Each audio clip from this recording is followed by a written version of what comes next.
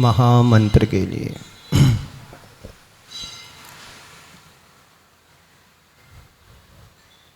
विड़मो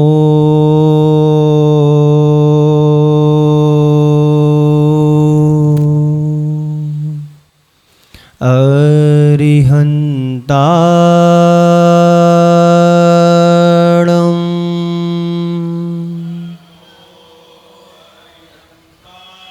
विड़मो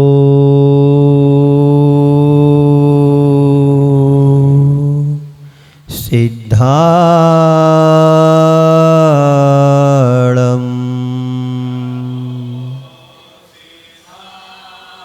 विड़मो आयरियाणं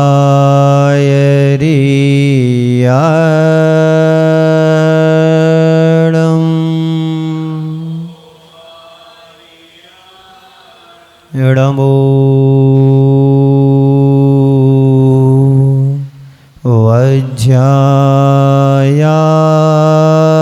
वज्रायाणं विड़मो लोये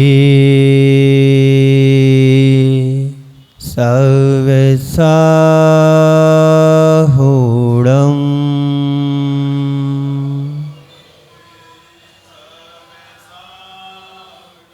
ऐसो पंचेणमो यारो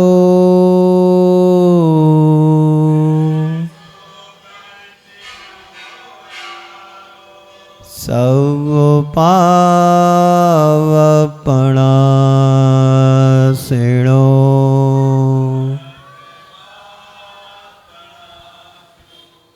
मंगलाणं च सब्बेसिं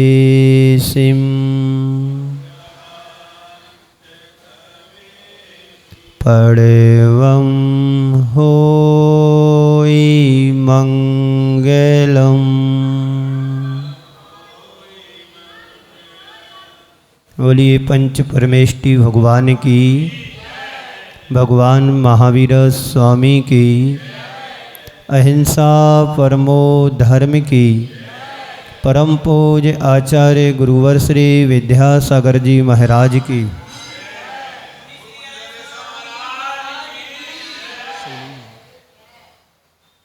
ओम गूंज रही आवाज। ओम शांति, ओम शांति, ओम शांति, ओम ओम ओम।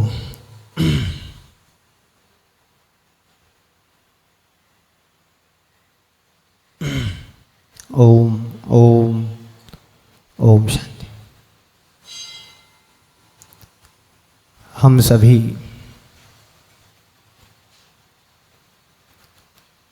जीवन को ऊंचा उठाने के लिए, जीवन को अच्छा बनाने के लिए सूत्रों की व्याख्या सुन रहे हैं। जीवन को कैसे अच्छा बनाया जाए और जीवन को कैसे उन्नत बनाया जाए, इस पर हम हर रोज़ विचार करते हैं। जीवन सबको मिला है, जीवन कैसे जीना है ये हमारे तुम्हारे ऊपर निर्भर करता है। जीवन सब पाते हैं, लेकिन जीवन पाने के बाद जीवन को कैसे जीना ये हमारे ऊपर निर्भर करता है। जीवन को ठीक किसने जाना, आज वो की बात करना है। उसके लिए चार बातें जो आप टीवी पर सुनते हैं और उसको आधार बना करके आपके सामने प्रस्तुत करता हूँ। उच्छ्वास, उल्लास, उत्सव और उदासी। उच्छ्वास यानी सांस, जिन सांसों को हम आते जाते देखते हैं, जीवन हम जी रहे हैं और जीवन तभी जिया जा सकता है जब हमारी श्वासें आ रही और जा रही हैं। मात्र सांसों का आना जाना ही जीवन नहीं है। सांसों को लेकर के छोड़ देना मात्र हमारा जीवन नहीं है। जीवन के उच्छ्वास के साथ उल्लास हमारे साथ होना चाहिए। हर व्यक्ति जीवन जीता है और जीवन जीने में यदि उत्साह ना हो तो जीवन तुम्हारा कैसा लगेगा? बोझ जैसा लगेगा कि अब हमसे जिया नहीं जा रहा है, अब जीने की हमारी कोई इच्छा नहीं है, जीने का हमारा कोई मन नहीं है, क्योंकि जीवन हमारा साथ नहीं दे रहा है। श्वासें आ रही जा रही हैं, मात्र कोरा श्वासों का आना जाना जीवन नहीं है। जीवन जीने के साथ साथ उमंग और उत्साह हमारे जीवन में होना चाहिए। जब उत्साह तुम्हारे जीवन में बना रहेगा तो हर पल हमारा आनंद से भर जाया करेगा। आप अपने जीवन में उदासी के साथ जीते हो कि जीवन को उत्सव बना करके जीते हैं? बताइए जी प्रधान जी, आप जीवन को उल्लास और उत्साह के साथ जीना चाहते हैं कि जीवन में उदासी और उच्छ्वासों मात्र को लेकर के चलना चाहते हैं? उल्लास और उत्सव के साथ जीवन को चाहते हैं तो जीवन को उत्सव बनाना भी तो हमारे हाथ में होना चाहिए। उल्लास तो तुम्हारे जीवन में आ गया, लेकिन जीवन को उत्सव कैसे बनाया जाए? बात समझ में आ रही? जीवन में श्वासें मात्र रहें और जीवन में आनंद ना आए, जीवन में उत्साह ना भरे तो जीवन में मजा आएगा क्या? नहीं आएगा। जीवन का आनंद और जीवन का मजा तभी आ सकता है जब हमारे कार्यों में उत्साह हो, जब हमारे जीवन में रहन सहन में उत्साह और उल्लास हो। आप कोई कार्य करते हैं तो कार्य करते समय आपके अंदर उत्साह और आनंद होता है, तभी कार्य में अच्छा लगता है मन। बोलो, कोई भी कार्य करते हैं जब तक अंदर से उत्साह नहीं होता है तो कार्य में तुम्हारी रुचि नहीं बनेगी, और जब भीतर से उत्साह तुम्हारा जागता है तो कार्य में प्रगति भी होती है और अच्छा भी लगता है। जैसे तैसे जीवन को गुजार देना, इसमें कुछ मजा नहीं है, लेकिन जीवन में उत्साह और आनंद भर के जीवन को चलाना, आगे बढ़ाना ही जीवन का सच्चा आनंद है। एक बार किसी से पूछा, भाई तुम क्यों जी रहे हो? किसी से एक बार पूछा कि भाई तुम क्यों जी रहे हैं? सामने वाले ने उत्तर दिया, इसलिए कि अभी हम मरे नहीं हैं। इसलिए कि अभी हम मरे नहीं हैं। तो वह जीते जीते भी मरे हुए के बराबर है। हमें ऐसा नहीं करना है। हमारे अंदर उत्साह और उल्लास वो आना चाहिए कि कहते हैं कि मुर्दे में भी जान डाल दो। ये जान कब डालोगे? जब तुम्हारे अंदर का उत्साह जागृत होगा, अंदर का उल्लास आएगा, अंदर तुम्हारे खुशी होगी। आपके अंदर मान लो कोई बीमारी आ गई, और बीमारी आ जाने के बाद तुम बीमारी लेकर के बैठे रहोगे तो कुछ नहीं कर पाओगे। अरे अब क्या करें, मैं बीमार हो गया हूँ, अब क्या करें, बीमार हो गया, अब बीमारी कब जाएगी कब जाएगी कब जाएगी? आई भी तो एक दिन में नहीं है ना। बरसों का विकार जब इकट्ठा हुआ तब तुम्हारे अंदर बीमारी उभर करके आई है। अब बरसों की बीमारी 2-4 दिन में जाने वाली थोड़ी है। आया है दुख तो कभी ना कभी तो जाएगा। स्थायी दुख भी मेरे हाथ में नहीं है। जो सुख तुम्हारे जीवन में था वह सुख भी तुम्हारे हाथ में नहीं है। जीवन में केवल उच्छ्वास का कोई मतलब नहीं है, क्योंकि श्वास तो आती है और जाती है, लेकिन जीवन का सही आनंद तो तब है जब तुम्हारी श्वासों के साथ उल्लास जुड़ जाए। उल्लास जुड़ेगा, उत्साह जुड़ेगा, आनंद जुड़ेगा, खुशी जुड़ेगी तो तुम्हारे जीवन में 4 चांद लग जाएंगे।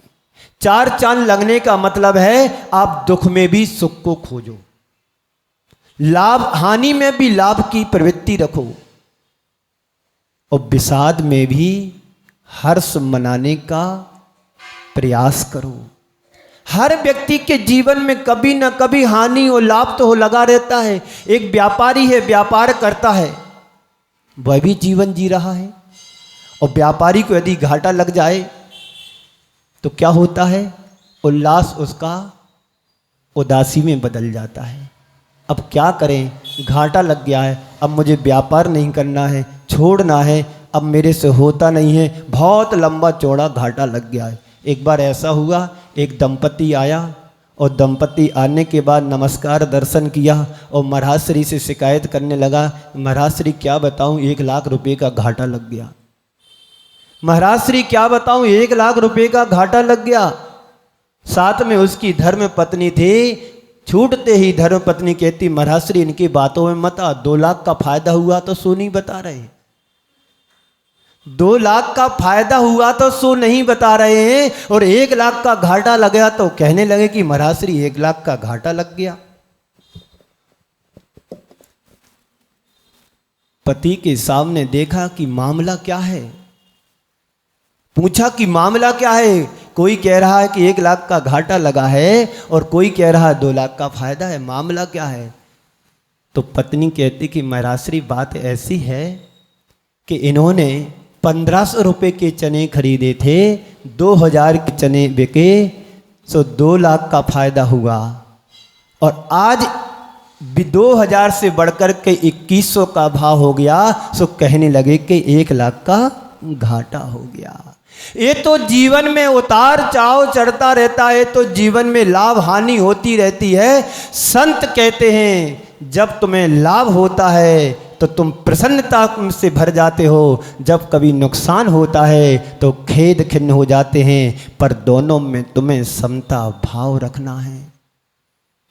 जीवन में तुम्हें जो मिला है वह भी तुम्हारा नहीं है, और जीवन से तो चला गया वह भी तुम्हारा नहीं था। दोनों में साम्य भाव रखोगे तो हमेशा आनंद और उत्साह से भरे रहोगे। किसी ने कहा है, इस जहां में ना जाने कितने कारनामे कर गए, इस जहां में ना जाने कितने कारनामे कर गए, बीए किया, एमए किया, नौकर हुए, पेंशन मिली, मर गए। बीए किया, एमए किया, नौकर हुए, पेंशन मिली, मर गए। क्या तुम्हारा जीवन का इतना ही खर्च जमा है? संत कहते तुम्हारे जीवन का खर्च जमा ये तुम्हारे साथ जाने वाला नहीं है। जीवन का सही और असली मजा लेना चाहते हो तो लाभ और हानि में समता भाव रखो, साम्य भाव रखोगे। दुख और सुख में साम्य भाव रखना, हर्ष विषाद में तुम्हें साम्य भाव रखना, यही तुम्हारे जीवन का उद्देश्य होना चाहिए। जीवन में उदासी नहीं, उल्लास होना चाहिए। उल्लास यदि तुम्हारे जीवन में होगा तो तुम सब कुछ कर सकते हो, खोने के बाद भी तुम प्राप्त कर सकते हो। और जीवन में उल्लास और उत्साह नहीं रहेगा, पाने के बाद भी कुछ नहीं पा पाओगे। दोनों में अंतर बना करके चलना है। उल्लास के साथ जीना है, उदासी के साथ नहीं जीना है। उच्छ्वास मात्र तुम्हारे जीवन का जमा खर्च ना रहे, लेकिन उसके साथ उल्लास भी जुड़ना चाहिए। एक पशु पक्षी भी है, वो भी अपना जीवन जी लेते हैं। कीड़े मकोड़े हैं, वह भी जीवन जी लेते हैं। एक इंद्री पेड़ पौधे हैं, वह भी अपना जीवन जी लेते हैं। पर तुम अपने अंदर झांक करके देखो कि हम जीवन कैसे जी रहे हैं। रोते रोते जी रहे हैं कि प्रसन्नता के साथ जी रहे हैं, उल्लास के साथ जी रहे हैं कि हर्ष विषाद के साथ जी रहे हैं, खिन्नता के साथ जी रहे हैं कि प्रसन्नता के साथ जी रहे हैं। सोचो, विचार करो कि जन्म से लेकर के अभी तक तुम्हारे जीवन जीने का क्या रिजल्ट निकला। बोलो, बहुत से लोगों की ज़िंदगी तो ऐसी बीती होगी कि पता नहीं जन्म कैसे हो गया, अब जीना बड़ा मुश्किल है। कुछ लोग ऐसे भी जीते हैं कि बड़ा अच्छा जीवन मिला है, मानव पर्याय मिली है, जैन कुल मिला है, सद्बुद्धि मिली है, अच्छी शक्ति मिली है, त्याग और तपस्या करने जैसा हमारे लिए जीवन में अवसर भी आया है। कुछ लोग ऐसे भी जीते हैं, अवसर की तलाश में रहते हैं, कब व्रत उपवास करें, कब प्रोग्राम हो। और कुछ लोग ऐसे होते हैं कि प्रोग्राम तो ठीक, मजा लेने के लिए उत्साहित रहते हैं, ताम झाम में उलझ करके अपने जीवन को भी उलझा देते हैं। संत कहते हैं तुम्हें जीवन का सही आनंद लेना है तो ताम झाम को छोड़ो और जीवन में आराम से जीने की कला सीखो। ताम झाम से तुम्हारे जीवन का कल्याण होने वाला नहीं है। कल्याण तो तुम्हारा तभी हो सकता है और होगा जब जीवन को आनंद से भरोगे, व्रतों के साथ जीवन को जियोगे, संयम के साथ जीवन को जिएंगे, आनंद और उत्साह के साथ जीवन को जीना चाहते हो तो अपने जीवन में व्रतों को धारण करना शुरू करो। व्रत तुम्हारे लिए जीवन को संयमित करके आगे जीवन को बढ़ाने की कला देता है, कला सिखाता है। जितने भी महापुरुष हुए हैं सब ने कोई ना कोई नियम तो लिया है, कोई ना कोई व्रत तो लिया था, तभी ना अपने जीवन को आगे बढ़ा पाए। और जब आगे बढ़ाया तो एक हमारे लिए मार्ग बनकर के दिखा करके चले गए। रास्ता तो सभी को पता है पर रास्ता पर चलना कैसा है ये हमारे ऊपर डिपेंड करता है। सीधे सादे रास्ते पर हम टेढ़ा मेढ़ा चला करते हैं, सीधे सादे रास्ते पर हम टेढ़ा मेढ़ा चला करते हैं, पर मजे की बात तो यह है कि टेढ़े मेढ़े रास्ते पर हम सीधा चला करते हैं। ये तुम्हारे जीवन की उपलब्धि बनना चाहिए। रास्ता भले ही कैसा हो पर उस रास्ते पर हमें सीधा चलना आता होगा तो निश्चित हम अपनी मंजिल को प्राप्त कर पाएंगे।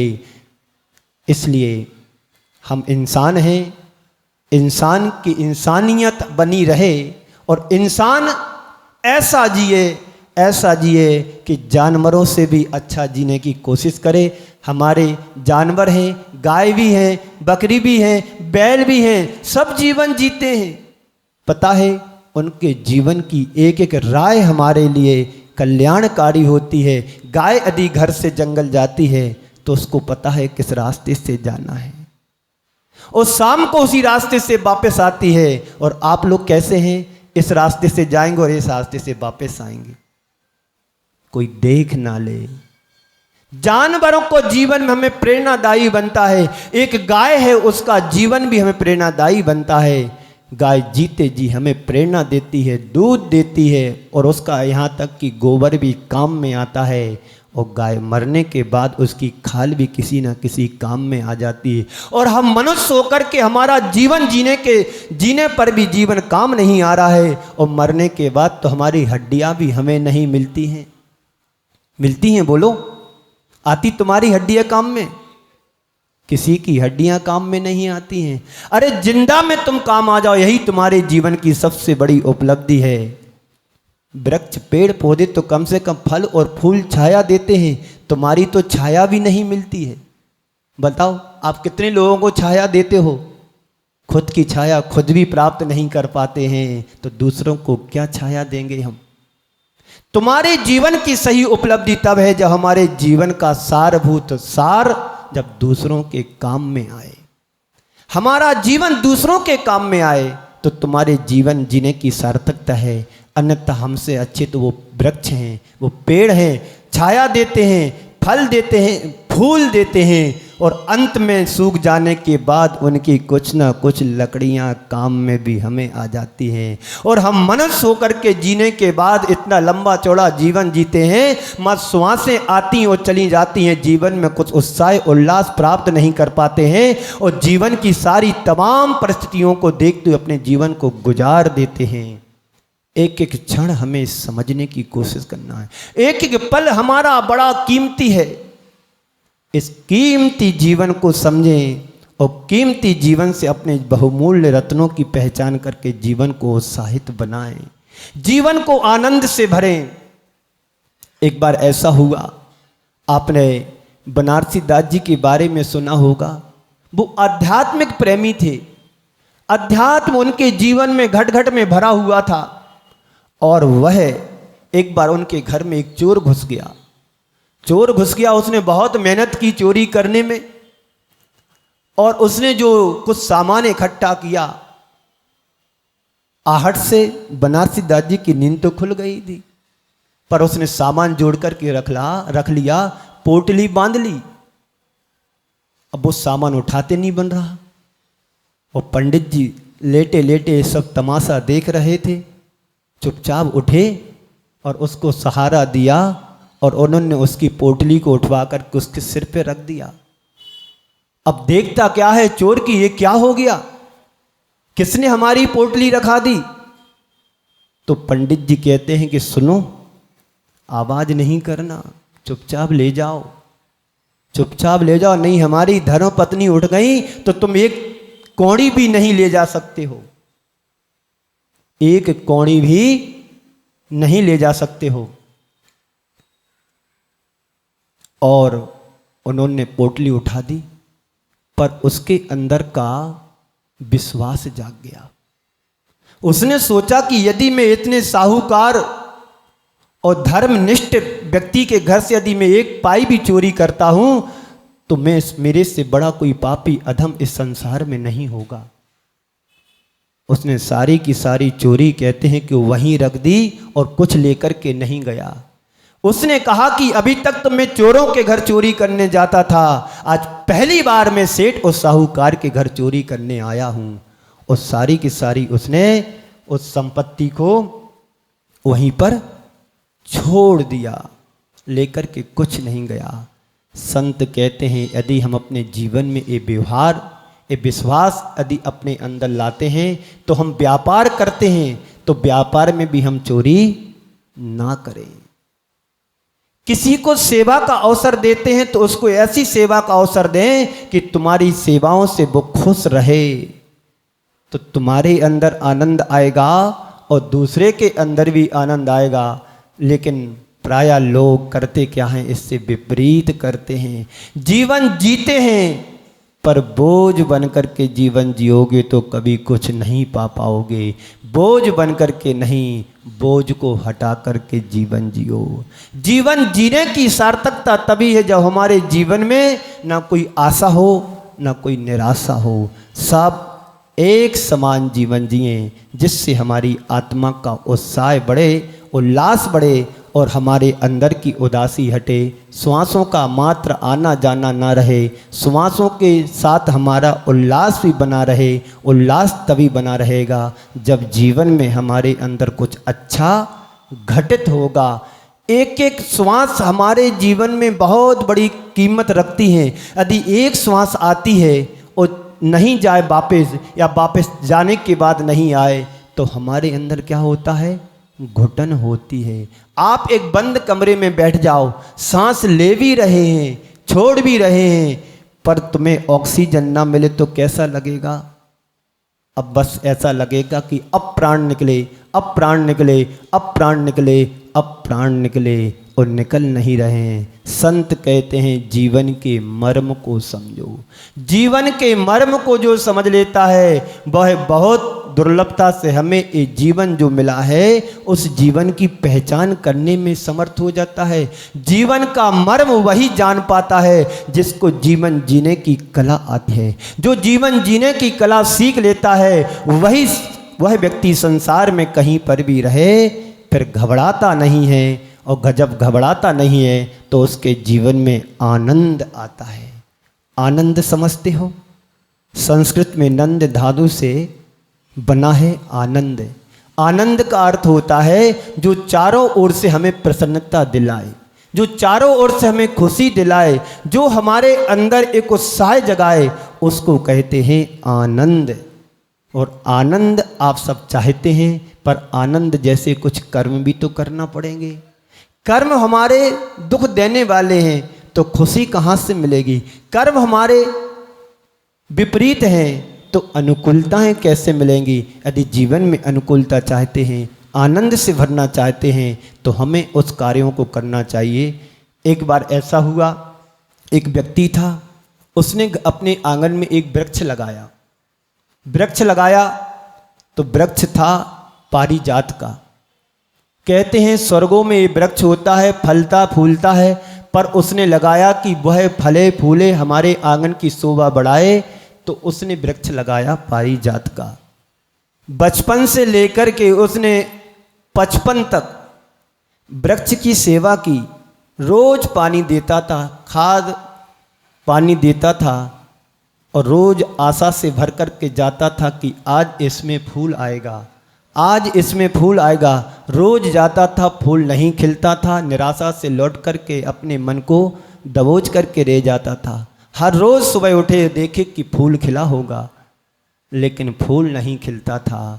एक दिन वो वहीं से एक संत का गुजरना हुआ। संत बड़े प्रतापी थे, ज्ञानी थे, अनुभवी थे और उन्होंने दिव्य दृष्टि से देखा और देखते ही कहा कि ये वृक्ष कभी फूलने वाला नहीं है। जैसे ही उसने गुरुदेव ने कहा कि ये वृक्ष कभी फूलने वाला नहीं है, तो वो अचंभित रह गया। यह कैसे हो सकता है? इसको तो मैं बचपन से पानी देता चला आ रहा हूँ, खाद देता चला आ रहा हूँ, पर इस वृक्ष में फूल लगेंगे क्यों नहीं, फल क्यों नहीं आएगा? तो संत कहते हैं वृक्ष बांझ है। बांझ है तो इसमें कभी फूल नहीं आएगा? बोले हाँ, फूल नहीं आएगा। संत कहते हैं अब इसमें फूल नहीं आएगा। तो व्यक्ति कहता है हाय, मैंने सारी जिंदगी बांझ वृक्ष की सेवा में व्यर्थ में गंवा दी। काश मैंने इस वृक्ष को, जो वृक्ष फल और फूल सकता था, काश मैंने उसमें यदि अपनी पानी और मेहनत दी होती तो हमें कुछ ना कुछ फल अवश्य मिलता।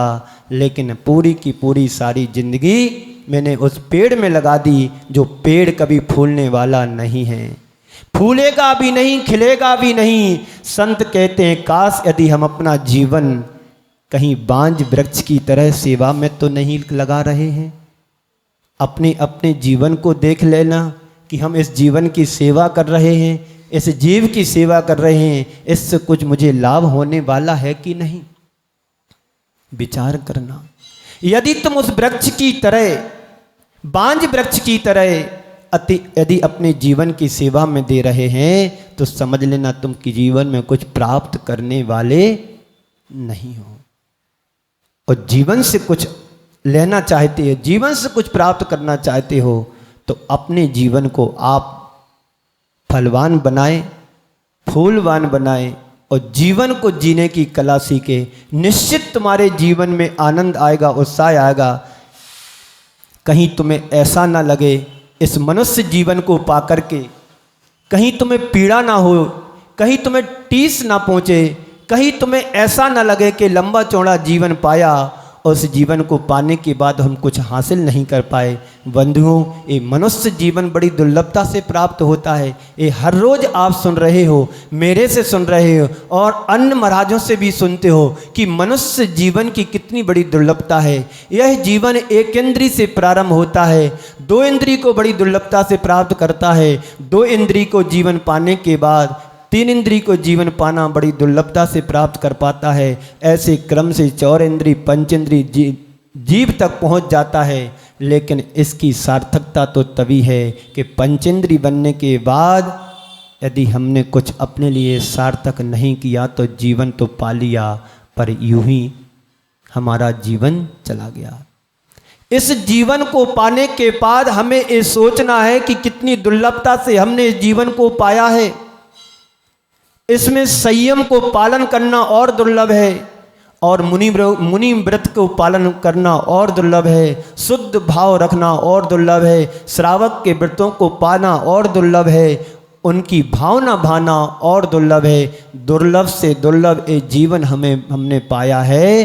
तो इस जीवन में उदासी नहीं आना चाहिए, उल्लास होना चाहिए, उमंग होना चाहिए। गुरुदेव कहते हैं मरना है तो मर जा, पर कुछ कर जा। मरना है तो मर जा, पर कुछ कर जा, लेकिन कर्जा तो मत कर जा। मरना है तो मर जा, पर कुछ कर जा, कुछ ऐसा कार्य करके जाओ दुनिया तुम्हें याद करें। कुछ ऐसा करके मत जाओ कि तुम्हें कर्जा तुम किसी के ऊपर बन के मत जाओ। ये जीवन बड़ी कीमती जीवन है। इस कीमती जीवन को वही समझ पाता है जो जीवन में कुछ करने के लिए उत्साहित होता है, जो उत्साहित होता है उस उत्साह को तुम अपने अंदर से जगाओ और जीवन को पाने के क्षणों को इंतजार करो कि ये जीवन हमने पाया है, कितनी मेहनत के बाद पाया है, कितनी कितनी मेहनत और कितने दर्दों के साथ जीवन को पाया है। आपको लगता नहीं कि हमने जीवन कैसे पाया है? जब जन्म होता है तो कितनी तकलीफ होती होगी इस जीव के लिए, किसी को नहीं पता है, क्योंकि उस समय कुछ ज्ञान नहीं होता है। और जिसको ज्ञान हो जाता है, पढ़ कर के ज्ञान हो जाता है, वो सोचता है कि अब मुझे मरना नहीं है। क्यों मरना? इसलिए नहीं है, पुनः जन्म लेना होगा। जब पुनः जन्म लेना होगा तो किसी न किसी गर्भ में हमें जाना होगा। गर्भ के दुखों से वो जीव बचना चाहता है, इसलिए मरना नहीं चाहता है। एक बार यदि हमने जन्म ले लिया, अब भगवान से यही प्रार्थना करो कि हे भगवान, अब मुझे दोबारा जन्म ना लेना पड़े। कितना दुख दर्द इस जीव के लिए होता है। उत्सव और उदासी। उत्सव तो हर लोग जानते हैं। जीवन में उत्सव कैसे लाया जाता है, उत्सव मनाते भी हैं सभी। कल भी आप लोगों ने उत्सव मनाया था। कौन सा त्योहार था? तीज का त्योहार था। उत्सव तुम बाहर से मना लेते हैं और उत्सव को मनाने के लिए कुछ इंतजाम भी करना पड़ता है, संयोजना भी करना पड़ती है। वह संयोजना, वह उत्सव तभी बन पाता है जब 10 लोगों का, 4 लोगों का सहयोग होता है। लेकिन बाहर का उत्सव तुमने मना लिया, पर भीतर का उत्सव को मनाओगे? भीतर के उत्सव को मनाने के लिए बाहर की संयोजना की जरूरत नहीं होती है, बाहर के ताम झाम को जोड़ने की जरूरत नहीं होती है। भीतर के उत्सव को मनाने के लिए बाहर के ताम झाम को छोड़ने की जरूरत होती है। बाहर की संयोजना से कोई मतलब भीतर के उत्सव को नहीं होता है। भीतर का उत्सव तो तुम्हारा हर पल हर क्षण होना चाहिए। जब तुम मंदिर में आओ तो तुम्हारे अंदर की खुशी प्रकट होना चाहिए कि हम सही जगह पर आ गए, अब मुझे भगवान के दरबार से जाना ना पड़े, अब हमें यहीं रहना पड़े, यहीं पर रहूं। ऐसा उत्सव तुम्हारे अंदर होना चाहिए। ये उत्सव जब जीव भीतर जगेगा, अंदर प्रकट होगा, तो धीरे धीरे बाहर का उत्सव छूटता चला जाएगा। भीतर का उत्सव अगर मनाना चाहते हो, उत्सव मनाना चाहते हो, तो जीवन को भी उत्सवमय बनाने की कोशिश करो। बाहर का उत्सव जैसा दिखता है, जिस दिन तुम्हें भीतर का उत्सव, भीतर का उमंग, भीतर का आनंद तुम्हें अपना जैसा लगने लगेगा, तो तुम बाहर की सारी व्यवस्थाओं को छोड़ करके अंदर की व्यवस्थाओं को पाने की कोशिश करोगे। संत कहते हैं तुम जितना जितना बाहर का उत्सव छोड़ोगे, उतना उतना तुम्हें अंदर का आनंद आना शुरू होगा। अंदर का आनंद वह आनंद है कि जैसे गूंगे से पूछो कि तुमने मीठा कभी खाया है, तो वो बता नहीं पाएगा मीठे का अनुभव। ऐसे ही भीतर का अनुभव जो होता है उसको व्यक्त नहीं किया जा सकता है, उसको तो अनुभव में लाया जा सकता है। वो अनुभव में तुम तभी ला सकते हो जब तुम्हें उसका स्वाद आता हो, उसका अनुभव होता हो। एक अनुभव वह है जो बाहर का होता है, बाहर की मुस्कान से तुम्हें व्यक्त करा देता है। एक अनुभव वो होता है जो तुम्हारे अंदर का अनुभव होता है। वो अंदर का अनुभव हम शब्दों में क्या किसी भी तरह से व्यक्त नहीं कर सकते हैं। उसको तो आचार्य कुंद देव कहते हैं कि विषयों का, पंचेंद्रिय के विषयों का जो सुख होता है उसको छोड़ करके अतीन्द्रिय सुख जैसे पाने में हमें खुशी होती है, ऐसा ही अंदर के आनंद का हमें अनुभव होता। अतीन्द्रिय सुख वो सिद्धों का होता है। उस अनुभव को जो पा लेता है वो संसार में फिर उदासी नहीं होती है। उदासी को छोड़ करके उत्साह और उमंग में बदल जाता है। बंधुओं, हम सबके जीवन में एक बड़ी दुर्लभता से क्षण प्राप्त हुए हैं जब बैठ करके एक स्थान पर बैठ करके धर्म ध्यान कुछ कर पाते हैं, भगवान की आराधना कर पाते हैं, भक्ति कर पाते हैं। वरना हमारे 24 घंटे में 23 घंटे तो यूं ही संसार के चक्र में लगे रहते हैं। संसार का चक्र बड़ा विचित्र चक्र है। विचित्र इसलिए है कि सुबह से शाम तक ना जाने कितने चक्र तुम्हारे ऊपर घूमते रहते हैं। कभी दुख का चक्र आएगा, कभी सुख का चक्र आएगा, कभी हानि का चक्र आएगा, कभी लाभ का चक्र आएगा, कभी प्रतिकूलताओं का चक्र आएगा, तो कभी अनुकूलताओं का चक्र आएगा। इस चक्र से बचने के लिए हमें धर्म की शरण में, धर्म के चक्र में आने की जरूरत है। धर्म का चक्र वह चक्र कहलाता है जहां पर सभी दुख दर्द दूर हो जाता है। एक बार प्रभु की शरण उच्चरण में पहुंच जाते हैं तो वही धर्म चक्र धीरे धीरे हमारे जीवन का सिद्ध चक्र में बदल जाता है। जब सिद्ध चक्र में बदल जाता है तो सारे कर्म हमारे नष्ट हो जाते हैं। तो हम अपने जीवन को महान बनाने का प्रयास करें, पुरुषार्थ करें, उल्लास को जमाएं, उमंग को लाएं, जीवन को आनंद से भरें। निश्चित हमारी आत्मा का कल्याण होगा। बंधुओं, एक उत्सव मना रहा है तो एक उत्सव को बनाना भी पड़ेगा। बाहर का उत्सव तुम मनाते हो तो पर भीतर का उत्सव कब मनाओगे, इस पर विचार करना है। हम सबको लिए बहुत दुर्लभता से मनुष्य जीवन मिला है। इसको उत्सव मनाने के लिए नहीं, जीवन को उत्सव बनाने के लिए मिला है। जीवन में उत्साह और उमंग उल्लास तो तुम मनाते रहते हो। हर दिन तुम अपने जीवन में, हर दिन अपने आप घरों में कोई ना कोई फंक्शन मनाते रहते हो। धर्म के क्षेत्र में भी उत्सव मनाते रहते हो। पर संत कहते हैं जीवन को उत्सव कब बनाओगे। जीवन को उत्सव बनाने का मतलब है अपने अंदर व्रतों को धारण करना। जब अष्टमी चतुर्दशी आए समझ लो हमारे जीवन का उत्सव बन रहा है। व्रत आया है समझ लो 10 लक्षणी आ रहा है, हमारे जीवन का उत्सव बनेगा। बाहर का उत्सव नहीं, आत्मा को उत्सव बनाने का प्रयास और प्रयत्न करो तो हम सब बहुत अच्छे से जीवन को जी रहे हैं। मात्र श्वासों का आना जाना जीवन में ना रहे, जीवन के साथ उल्लास भी जुड़े, उमंग भी जुड़े, जिससे हमारी आत्मा का उत्कर्ष हो, कल्याण हो। इसी मंगल पुनीत भावना के साथ आप सभी को यहीं पर विराम दे रहा हूँ। बोलिए परम पूज्य आचार्य गुरुवर श्री विद्यासागर जी महाराज की, मुनि श्री हरे सागर जी महाराज की।